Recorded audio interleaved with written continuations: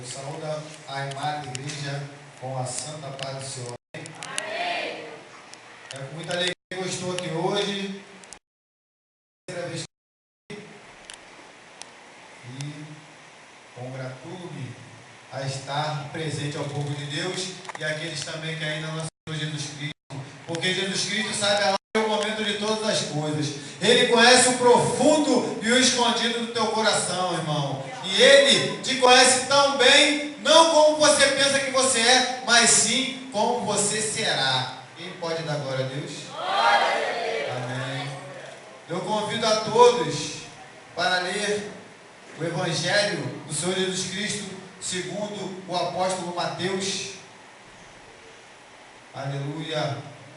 Capítulo 4, versículo 16 ao 20. Glórias a Deus. Aleluia. Essa foi a palavra que Deus botou no meu coração para trazer a esse culto de missão, essa amada igreja. Amém?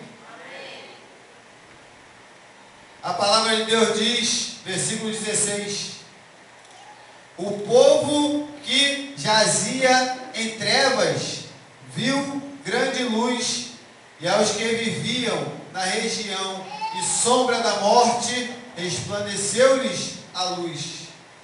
Daí por diante, passou Jesus a pregar e a dizer: arrependei-vos, porque está próximo o reino dos céus.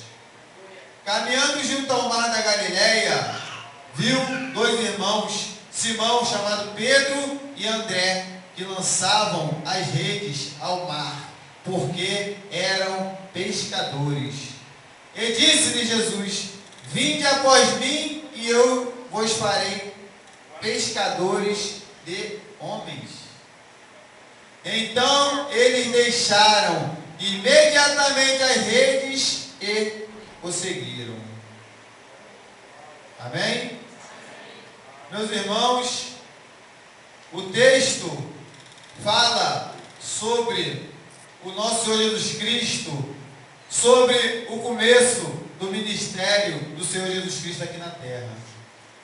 Depois que Jesus passou pelo batismo das águas, não que ele precisasse, mas como ele é o nosso exemplo, ele é o caminho, ele veio para mostrar-nos o que devemos fazer para chegarmos ao Pai. Porque na palavra de Deus ele mesmo diz, o nosso Senhor Jesus Cristo, que ele é o caminho, a verdade e a vida, e não se chega ao Pai se não for através dele. Quantos podem dar glória a Deus pela palavra? Amém. O Senhor Jesus Cristo, quando principiou o seu ministério, ele foi ao deserto, levado pelo Espírito Santo, para ser tentado. 40 dias e 40 noites, como muitos sabem, muitos conhecem essa palavra. E quando o Senhor já estava 40 dias e 40 noites naquele deserto, sem comer e sem beber, o Espírito estava pronto, mas como a carne necessita de coisas materiais sólidas, amém? Amém. A carne do Senhor Jesus Cristo estava precisando de alimento, de água. E nesse momento, Satanás veio tentar ao Senhor.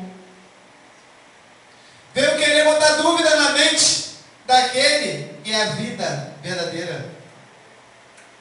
E Satanás tentou o Senhor Jesus Cristo, como nos dias de hoje tenta a muitos que estão passando pelo deserto da vida. Muitas das vezes estamos com muitos problemas na nossa vida. Muitas das vezes as contas são tantas, os problemas são tantos, as enfermidades, que o homem esquece daquele que é a verdadeira vida. Mas o Senhor Jesus Cristo já conhecia as artimanhas daquele que é o mentiroso. Amém? Se tu és filho de Deus, faça com que essas pedras se tornem pães. Jesus Cristo respondeu para ele, porque Jesus Cristo conhecia a palavra de cima a baixo, de um lado ao outro. Está escrito: nem só de pão viverá o homem. Sabe o que essa palavra quer dizer, meus irmãos? Nem só de pagamento de dívidas viverá o homem.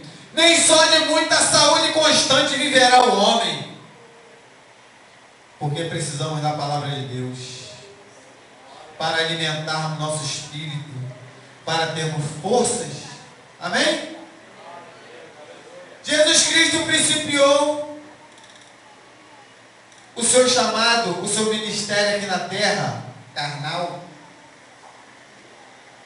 Aquele que já vivia antes no começo do mundo, que é Deus, o Filho de Deus, que tira o pecado do mundo, foi enviado para morrer numa cruz amaldiçoada e transformar o que era maldição em bênção para povos.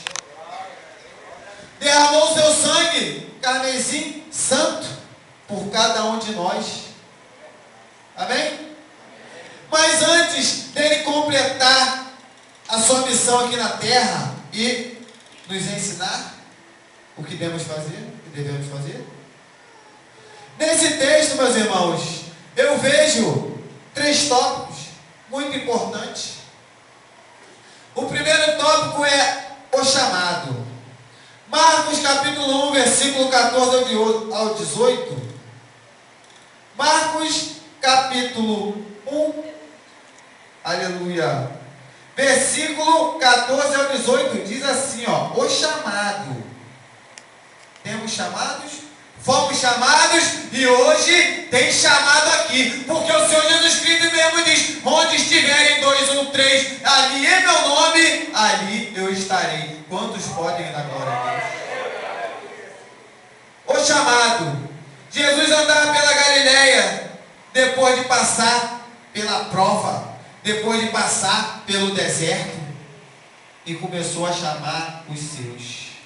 A palavra diz: depois de João ter sido preso, foi Jesus para a Galileia, pregando o Evangelho de Deus. Pregando o Evangelho de Deus. Dizendo: o tempo está cumprido e o reino de Deus está próximo. Arrependei-vos, é necessário, e convertei-vos, e crede, e creia, e acredite no Evangelho. Caminhando junto ao mar da Galileia, viu os irmãos Simão e André que lançavam a rede ao mar, porque eram pescadores. Meus irmãos, essa rede era mundana, presta atenção, hein? 17, versículo 17, disse-lhe Jesus: vinde após mim, e eu vos farei pescadores de homens. A rede mundana pega peixe. Vejam, meus irmãos, não é aquela rede que fica na varanda de casa. A rede mundana dos pescadores pega peixe. Vinde por mim e eu vos farei pescadores de homens. Jesus Cristo tem uma rede especial para cada um. Quem pode dar glória a Deus? Quem crê dá glória a Deus?